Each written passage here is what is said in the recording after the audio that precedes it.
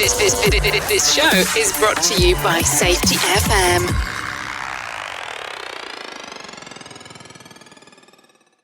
The following broadcast contains adult language, adult content, frank and unusual safety discussions.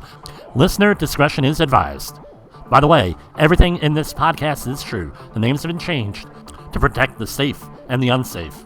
So here at Safety FM and Safety Wars, one of the topics that we always talk about is mental health, specifically suicide, today on Safety Wars.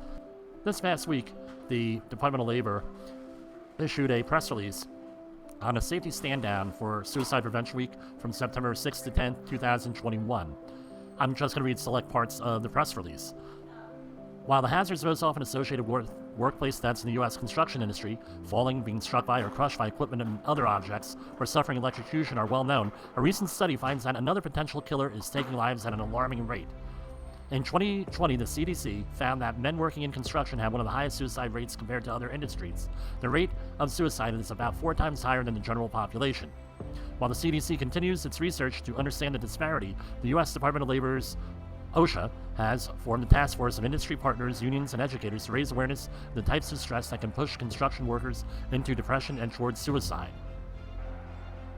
Work-related stress can have severe impacts on mental health, and without proper support may lead to substance abuse and even suicide, stated Acting Assistant Secretary for Labor for Occupational Safety and Health, Jim Frederick. Workers in construction face many work-related stressors that may increase their risk factors for suicide, such as the uncertainty of seasonal work, demanding schedules, and workplace injuries that are sometimes treated with opioids.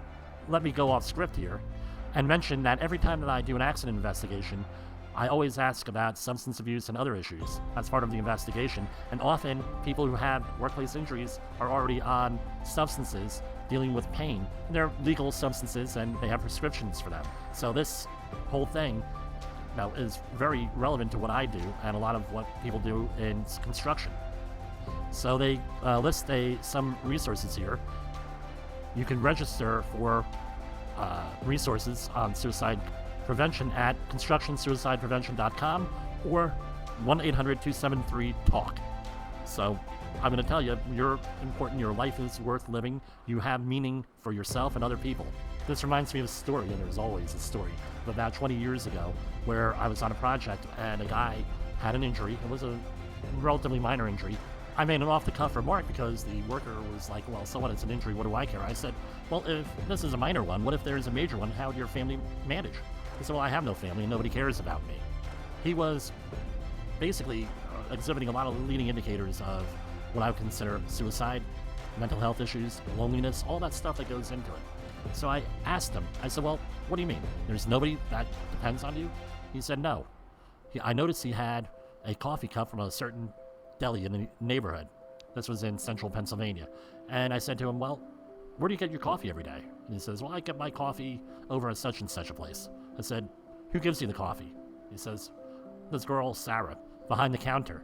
I said, well, tell me about Sarah. He says, well, she's about 16 years old, same age as one of my estranged granddaughters. I've been watching her there for the last 4 years. She helps her parents out.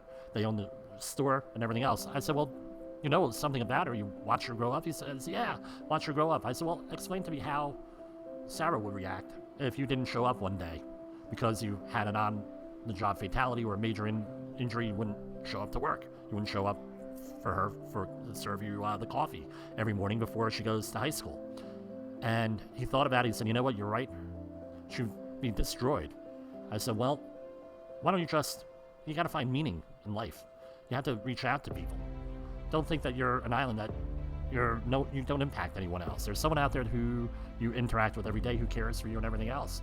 Maybe that person would be the person that you work safely for. If you don't have family, you don't have friends, things of that nature, you don't know how you're going to impact people. That's what I always share. You don't know how you're going to impact people. I shared this on the Jay Allen Show a couple weeks ago. That's why you got to be kind. You have to treat people with respect. You got to care for people. Spread happiness where you can. And that's how we're going to win the safety war, also win the war against suicide. One person at a time, small steps. For Safety Wars, this is Jim Polzel.